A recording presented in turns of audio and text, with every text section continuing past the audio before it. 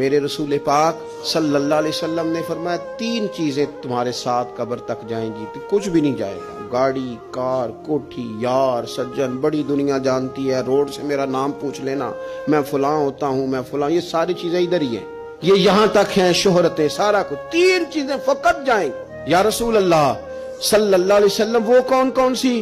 تو نبی پاک صلی اللہ تعالی علیہ وسلم نے فرمایا ایک علم نافع، اپنے علم سے کسی کو فائدہ دے جاؤ، اور دوسرا فرمایا نیک اولاد جو تمہارے پیچھے دعائیں کرے گی، اور تیسرا فرمایا صدقہ جاریہ، کوئی ایسا کام کر جاؤ جو تمہارے پیچھے جاری رہے، جس کا سلسلہ بنتا ہی رہے، جس کی بات ہوتی ہی رہے، یہ صدقہ جاریہ ہے، یہ تمہارے لیے ہمیشہ جاری رہے گا۔ وہ شخص جس نے کنواں کھدوایا، وہ جس نے قبرستان کو جگہ چھوڑ دی، وہ جس نے رستہ کشادہ کر دیا، وہ جس نے اپنی زمین مسجد کو وقف کر دی، وہ جس نے مدارس کے لیے جگہ دے دی، وہ جس نے مسجد کی تعمیر کرا دی، وہ آدمی جس نے غریبوں کے لیے آسانیاں پیدا کر دیں، وہ شخص جس نے قرآن پاک کسی کو پڑھا دیا، پھر جس کو اس نے پڑھایا اس نے آگے پڑھایا، پھر اس نے آگے پڑھایا، وہ جس نے کسی آدمی کی جائز سفارش کر کے اس کو کسی مشکل سے نکال دیا اور اس کی ساری اولاد اس کے لیے دعائیں کرنے والی بن گئی۔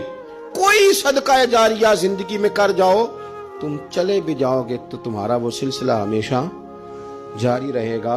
میرے عزیز، ضائع نہیں کریں وقت کو۔ میرے نبی پاک علیہ السلام نے فرمایا 2 چیزیں ایسی ہیں جن میں بہت سارے لوگ دھوکے کا شکار ہیں، انہیں غلطی لگ گئی 2 چیزوں کے بارے میں، 2 چیزیں، صحیح بخاری ہے، لوگ غلط فہمی کا شکار ہیں۔ 2 نعمتیں ایسی۔ یا رسول اللہ کون سی؟ فرمایا ایک تندرستی، ایک فرصت۔ لوگوں کو پتہ ہی نہیں ہمارے پاس کتنی بڑی نعمتیں۔ مجھے آج وقت ملا ہوا ہے، میرے پاس ٹائم ہے، میں درود پاک پڑھ سکتا ہوں، تلاوت کر سکتا ہوں، اللہ کو یاد کر سکتا ہوں، صدقات کر سکتا ہوں، کسی کی مدد کر سکتا ہوں، فرصت ہے، اور ایک صحت۔